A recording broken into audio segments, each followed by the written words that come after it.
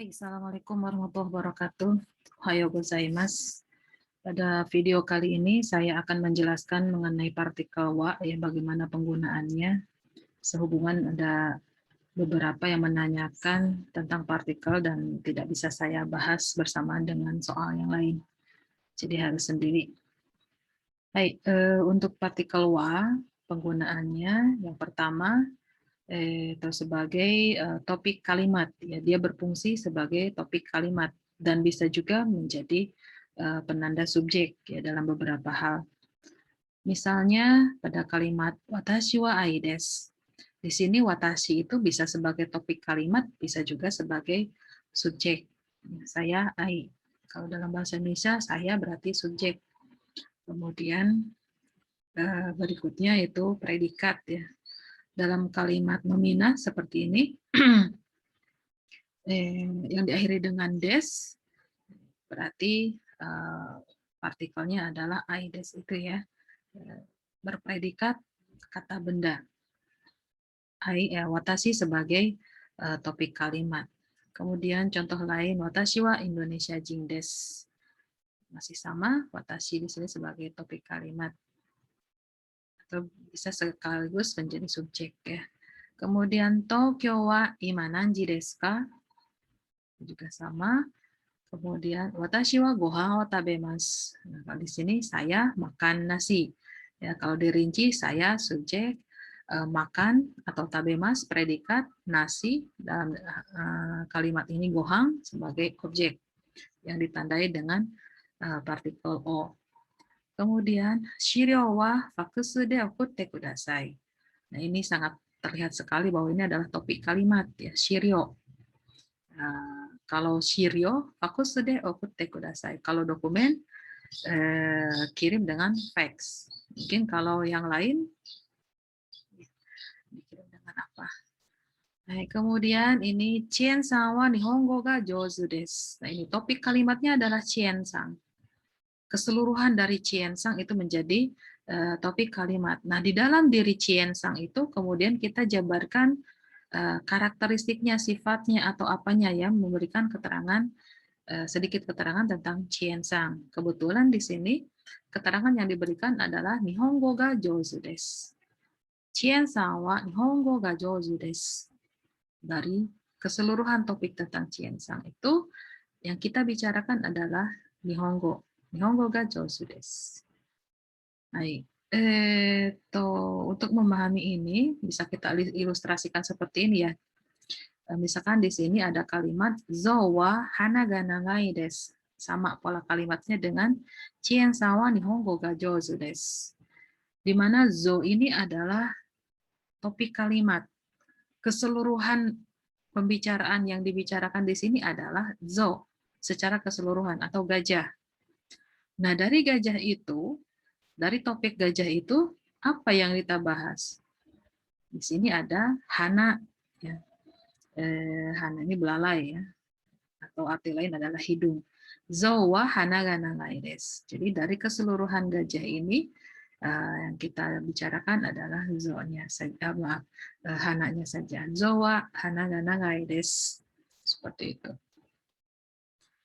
Hai, fungsi partikel wa berikutnya yaitu membatasi pembicaraan. Fokusnya yang dibicarakan itu apa? Misal contoh di sini, watashi wa sports wa suki janai desu. Nah, di sini dia memberi batasan, kalau olahraga sih saya tidak suka, kalau yang lain suka. Entah itu ryori, ryoko, kemudian mungkin hikingu dan sebagainya. Tapi fokus untuk apa namanya sports saja dia tidak suka. Kemudian misalnya watashi no gakko ni wa nihonjin ga imasu. Ini juga membatasi pembicaraan pada sekolah dia saja, ya, dia si pembicara di sini. Jadi di sekolah saya sih ada orang Jepang, tapi kalau di sekolah lain saya tidak tahu, atau mungkin juga tidak ada dan sebagainya. Pokoknya saya hanya membicarakan di sekolah saja, di sekolah saya saja, ya. Nah, contoh lain, kono kuruma wa kawarete imasu. Mobil yang ini rusak, yang lain tidak. Jadi yang rusak itu yang mana? Dibatasi hanya pada mobil ini, yang lain tidak. Tuh, kemudian fungsi berikutnya ini digunakan pada kalimat majemuk berlawanan seperti ini. Watashi wa, di sini ya, ini yang ngomong. Hiragana wa kakemasu ga kanji wa kakemasen. Ini pola kalimatnya seperti ini ya. Titik-titik wa, titik-titik ga, kemudian titik-titik wa, kakemasen. Hiragana wa kakemasu ga kanji wa kakemasen. Ini harus wajib pakai wa. Jangan sampai keliru karena mungkin kita sebelum belajar pola kalimat ini pada waktu yang lain kita belajar hiragana ga kakemas. Kakemas itu kan bentuk potensial, bisa menulis, menyatakan bisa. Kalau untuk menyatakan bisa harus menggunakan partikel ga. Itu kalau kalimat tunggal. Watashi wa hiragana ga kakemas. Seperti itu. Tetapi kalau sudah masuk ke dalam pola kalimat seperti ini yang berlawanan, saya bisa sih nulis hiragana, tapi kalau kanji tidak. Nah ini ga kakemas-nya itu diubah menjadi wa kakemas. Hiragana wa kakemas, ga kanji wa kakemasen. Nah, ga di sini tidak bisa kita padankan dengan kata tetapi. Kalau hiragana saya bisa nulis, tapi kalau kanji tidak. Kita bisa terjemahkan seperti itu ya, partikel ga-nya. Kemudian saka wa miru no wa suki desu ga yaru no wa suki ja arimasen. Nah, seperti ini. Ada juga kan yang seperti ini ya. Suka olahraga, suka sepak bola, tetapi hanya suka nontonnya saja, tidak suka mainnya. Miru no wa suki. Kalau nontonnya sih suka. Yaru no wa suki ja arimasen. Kalau mainnya tidak. Karena mungkin malas berpeluh-peluh dan sebagainya ya. Jadi hanya suka nontonnya saja. Contoh lain, Hiroshima ben wa wakarimasu ga Kansai ben wa wakarimasen. Jadi sama saja dengan ini ya, betul menyatakan kalimat potensial. Saya bisa memahami dialek Hiroshima, tetapi dialek Osaka saya tidak paham atau tidak mengerti. Hai, tsugi. Fungsi yang keempat, menyatakan atau ya untuk mengungkapkan batas minimal yang harus dipenuhi. Misalnya, party no junbi ni junin wa hitsuyou desu. Untuk persiapan pesta dibutuhkan paling sedikit itu 10 orang. Ya, mengapa dia mengatakan demikian? Kemungkinan kalau 10 orang ini tidak terpenuhi, maka persiapan pesta tidak akan bisa. Tidak akan bisa di sini, mungkin saja dilihat dari segi waktu tidak memungkinkan. Dari waktu yang mereka miliki untuk melakukan persiapan atau alasan lain.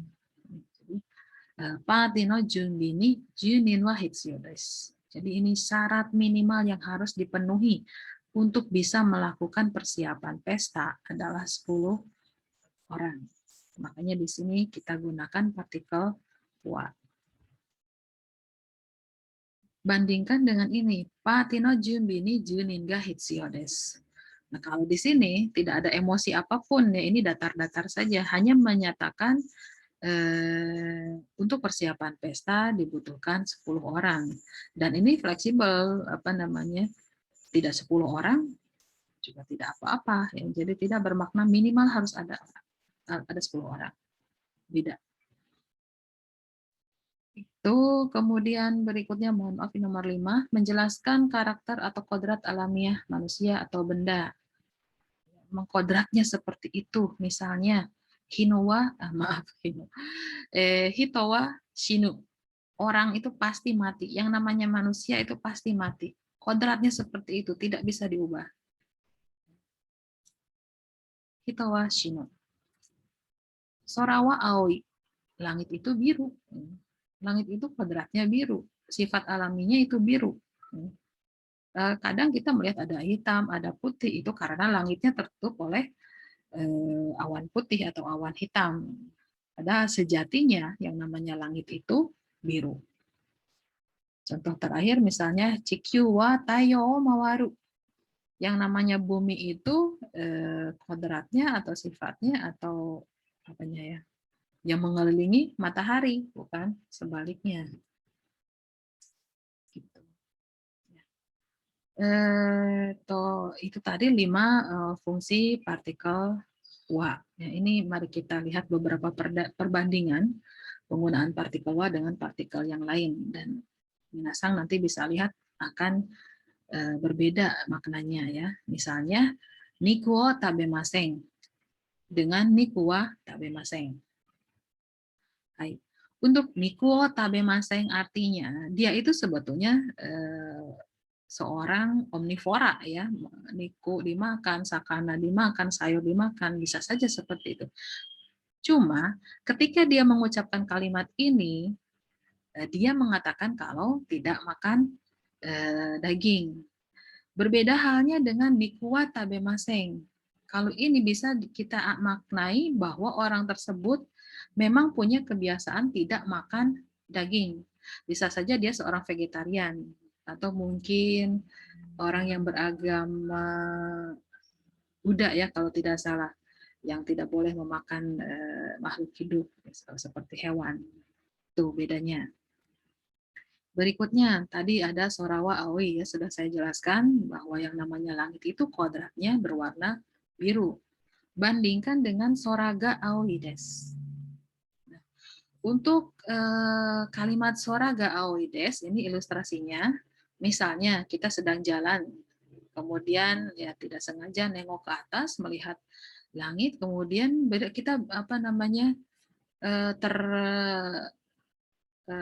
terkesan gitu, langitnya biru, karena mungkin biasanya langit terlihat tertutup dengan awan putih atau yang lainnya. Tetapi saat itu, ketika dia menengok ke atas, dia menemukan bahwa oh ternyata langitnya biru, cantik sekali. Makanya di situ dalam teori tentang penggunaan ga di sini, ini dinyatakan bahwa ga tersebut digunakan untuk menyatakan hakeng, penemuan.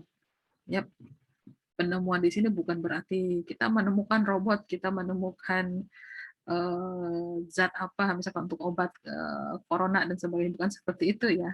Ya seperti tadi, ketika sedang jalan tidak sengaja nengok ke atas, kemudian kita baru menyadari atau menemukan bahwa langit itu biru saat itu, gitu ya. Tuh. Kemudian contoh yang lain perbandingannya. Jakarta ikimashita dengan Jakarta wa ikimashita. Ini ya. Ketika orang mengatakan Jakarta ikimashita, artinya dia hanya memberitahukan bahwa kapan ya. Misalkan diberi keterangan Kino Jakarta ikimashita, Kesa Jakarta ikimashita, atau Sengetsu Jakarta ikimashita. Dia hanya menceritakan bahwa kemarin, bulan lalu, dan sebagainya, dia pergi ke Jakarta. Untuk Jakarta wa ikimashita, ini nuansanya beda. Ya, misalnya, ada orang Jepang, kemudian wisata datang ke Indonesia, kemudian di Indonesia bertemu dengan temannya mungkin ya, kemudian teman orang Indonesia itu nanya, atau mereka bisa saja sih bertemunya setelah di Jepang kembali, misalkan, oh saya kemarin dari Indonesia, gitu kan, kemana aja, Jakarta wa ikimashita. Kalau ke Jakarta sih saya sudah, tetapi untuk kota yang lain belum. Nah ini tadi berlaku fungsi yang membatasi fokus ya.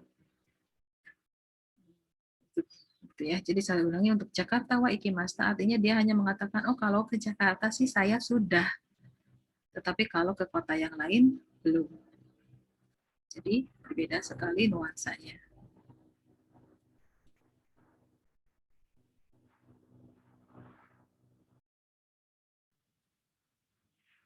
Baik, mari kita lanjutkan. Berikutnya, contoh yang terakhir, Yamada-san wa sensei desu. Yamada-san ga sensei desu. Bagaimana nih bedanya? Ya. Kita lihat ilustrasi berikut. Seperti ini. Kalau misalkan di sini kita hanya membicarakan siapa sih Yamada itu, kita mengucapkan Yamada-san wa sensei desu. Tetapi misalkan di antara ada beberapa orang di sini semuanya sensei, enggak, maaf, bukan semuanya sensei. Orang ini ya berada di antara beberapa orang ini, gitu ya. Yang mana sih yang sensei? Gitu ya. Nah, ketika kita menjawab pertanyaan seperti itu, maka kalimat yang kita ucapkan ini ya, bahwa inilah sensei. Yamada Sangga sensei des. Gitu ya. Jadi saya ulangi, jadi ketika kita hanya siapa sih Yamada itu, hanya untuk ketika menjelaskan siapa sih Yamada itu, Yamada Sawa sensei des. Tetapi ketika kita membicarakan yang manakah atau siapakah gurunya di antara orang-orang ini, Yamada Sangga sensei des. Seperti itu. Ya, semoga bisa dipahami. Semoga minasang tidak bingung lagi itu penggunaan partikel wa dalam bahasa Jepang. Kalau ada yang lain mungkin ada yang bisa menambahkan atau bagaimana, ya silakan. Untuk video berikutnya, insya Allah nanti saya akan menjelaskan, ada yang bertanya penggunaan partikel ga ya, dan partikel mo. Insya Allah nanti akan saya buatkan penjelasannya atau video penjelasannya. Jawa, Korede Warides. Wassalamualaikum warahmatullahi wabarakatuh.